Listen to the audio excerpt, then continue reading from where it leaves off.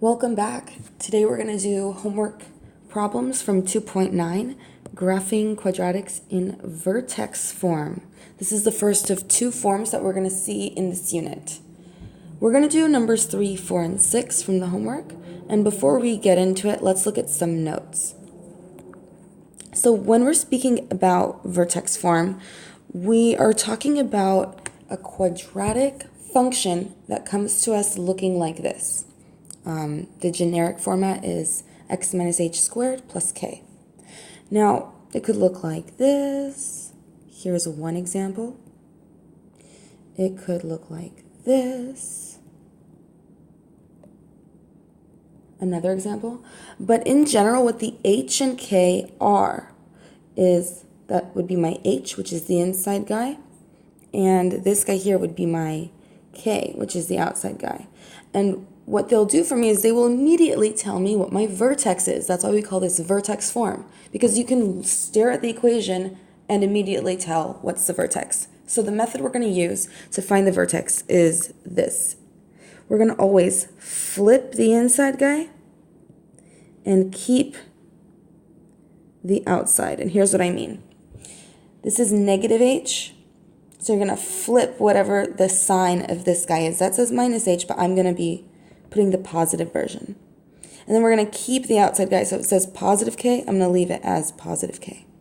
For instance, over here, that had said negative 1. So I'm going to flip the sign of the inside guy. It's going to become positive 1. And I'm going to keep the outside. So it's going to be 5. Again, let's practice. On the second example, to find the vertex, we're going to flip the inside sign, so that becomes a negative 3. And we're going to keep the outside sign, which is a negative 7. Notice that this number out in front, this multiplier, doesn't play any role in helping us find the vertex. Does not help us find vertex. You do not want to get distracted with that number out in front. So we're talking about the inside guy and the outside guy. And when I'm speaking about these, I'm specifically talking about addition and subtraction. Notice that this outside number is being multiplied. So it has nothing to do with it. Here's a final example. Okay, again, this negative on the outside, this negative 1, has nothing to do with it. Our vertex is going to be flip the inside sign. So that's going to be a positive 1. Keep the outside sign, positive 2. And that's how we'll be finding the vertex. Next, so we've been talking about this outside number that could be a distractor for us, but it actually plays a role later on right here when we're talking about the direction of our opening. So our parabolas can either face up or they can be facing down. And that depends on the sign of A. If A is positive, I'm going to have an upward facing parabola. If A is negative, I'm going to face down. So look back here at our first example.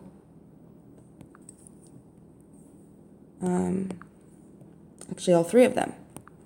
In this case, my A is positive 3, so that's going to face up. Here, my A, or the number being multiplied out in front, is negative 2, so it would face down. Can you guess how this one would work?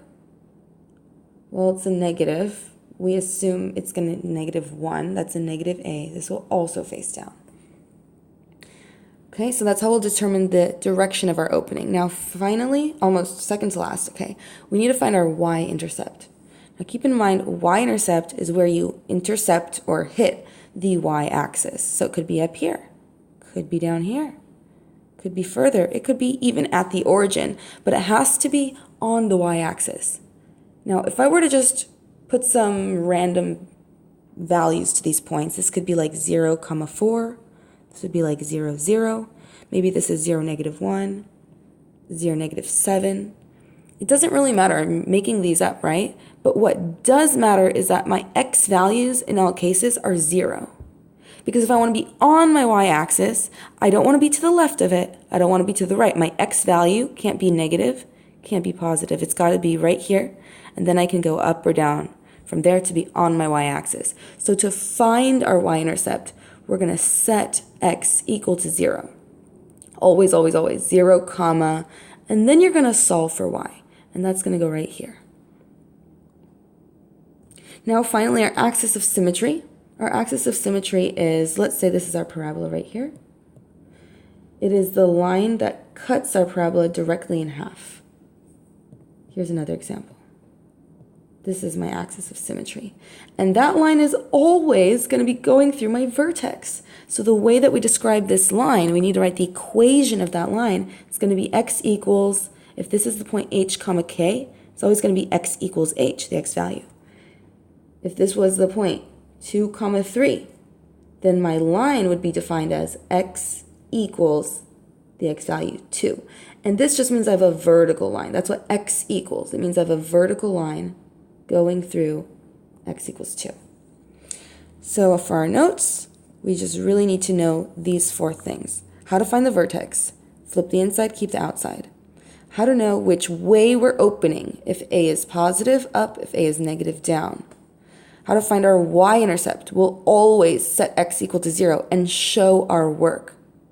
And then finally, our axis of symmetry, which is x equals whatever the h value was. And remember, h is right here. All right, let's do some examples. Pardon the messiness, but we'll jump right in now.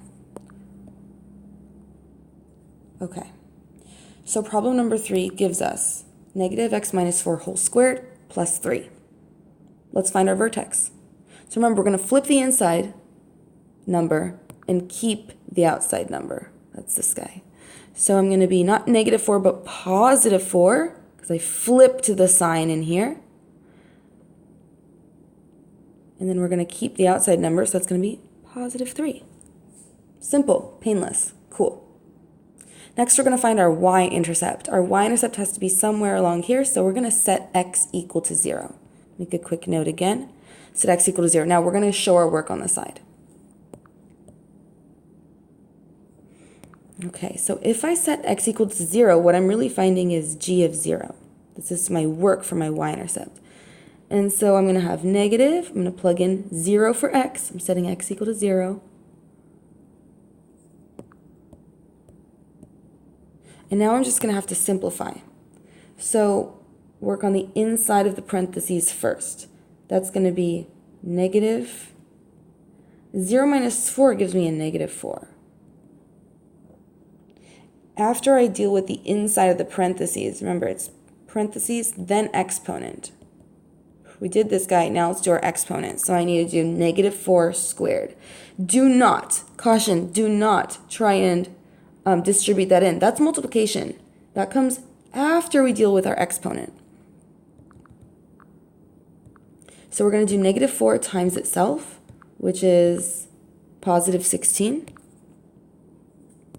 So I've got negative, positive 16 plus 3. And now we can distribute that. That's negative 16 plus 3, which is negative 13. Now our y-intercept is a point. We set our x equal to 0, and we got a y value of 13. So on our y-intercept, we have to write this as a point. 0, comma, negative 13. So we're going to be like way down there somewhere. No big deal. Our axis of symmetry, remember, it's just x equals whatever that guy is. So x equals 4. That would give me the vertical line. And now, before we get to anything else over here, we're going to start graphing to see what this looks like. So let's do a rough sketch. Let's say 1, 2, 3, 4, comma, 3. And let's just pretend this right here is negative 13. So I'm going to be, my y-intercept is here, my vertex is right over here, where you have to label everything. So this is 4, 3, this is 0, negative 13, and we're going to draw a smooth, downwards facing parabola that goes through these points. Now, how did I know it was downwards facing? Well, besides the fact that this is my vertex, meaning it's my turning point, and I have to go through here, that alone can tell me, yeah, it's got to go down. But I can also look out in front. That's a negative. Remember, that's a negative a value. Immediately that says I'm going to be opening down.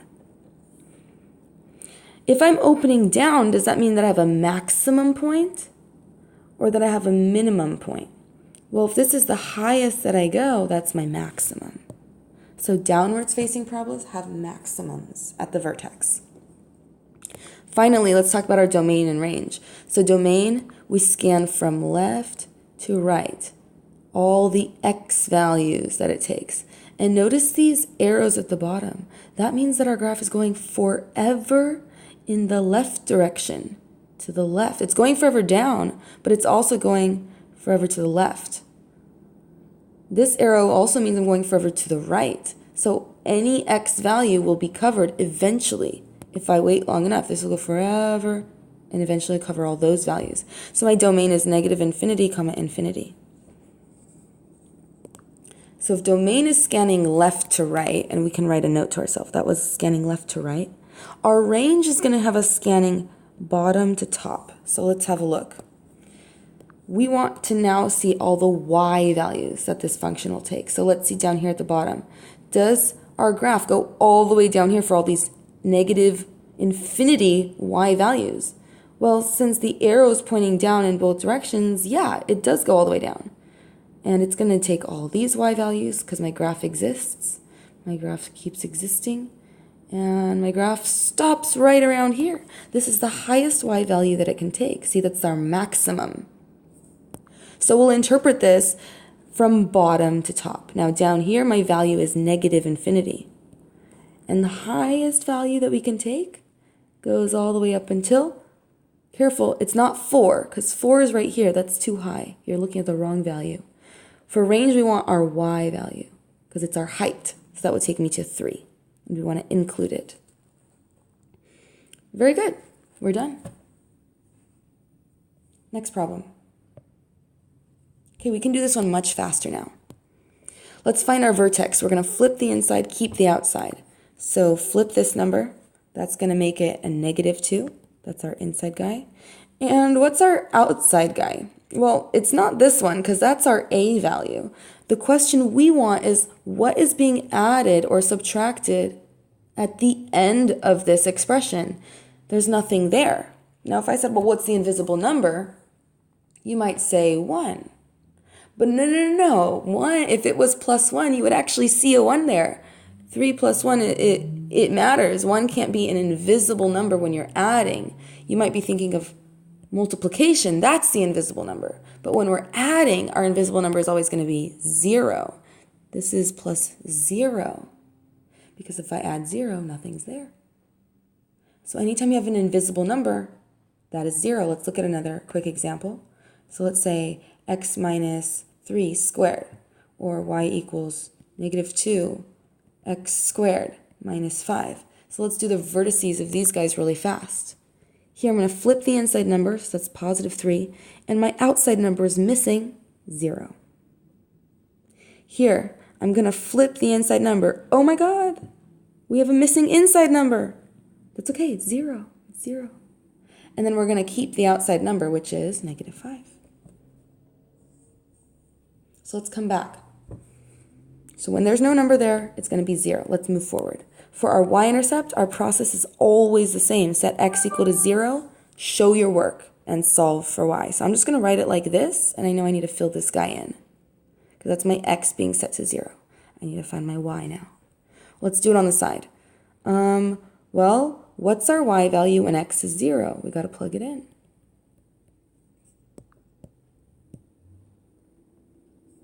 So let's do the work. That's going to be 4 parentheses 2 squared. Remember, inside of our parentheses first. Now we'll do our exponent. That's going to be 4 times 4, which is 16. But I can't just leave 16 as my answer. I need it as a point. That's 0, 16. So let's say that's 0, 16 right there. And while we're at it, let's plot our vertex at -2, 0. Let's say that's -2, 0 right there. I can already begin to graph my curve. I want to make it smooth, and it should be like a U shape. Okay, our axis of symmetry is this vertical line right here, which is x equals, it's going through -2. And we could have looked right there, x equals -2. Our domain for parabolas, again, it's extending in both directions, forever to the right and forever to the left. So it's going to be, again, -infinity to infinity. Our range is what matters because this guy doesn't take all the y values. Notice he doesn't exist down here because he stops at that point. So when we scan bottom to top for the range, we have to start at the bottom. Does he exist here? Nope. Let's keep looking up. Does he exist here? Nope. Let's keep looking up. Ooh, this is the y value where he begins his existence, this graph, because he starts right over there. So he starts at the value of 0, and then he goes on forever to infinity. He takes all of the y values all the way up forever. This guy is opening up from our graph. It's obvious. We could also look here. That's a positive 4. So this is opening up. If it's opening up, that makes our vertex our max or our min. Well, that's the lowest we go, so that would be our minimum. Wow, that was a much faster problem. Okay, we're going to do one final example. This is number 6 from the homework. Notice that my sketch is very, it's a sketch, okay? I have very few points labeled. And that's because the only things I need to know to answer this question are what is my vertex?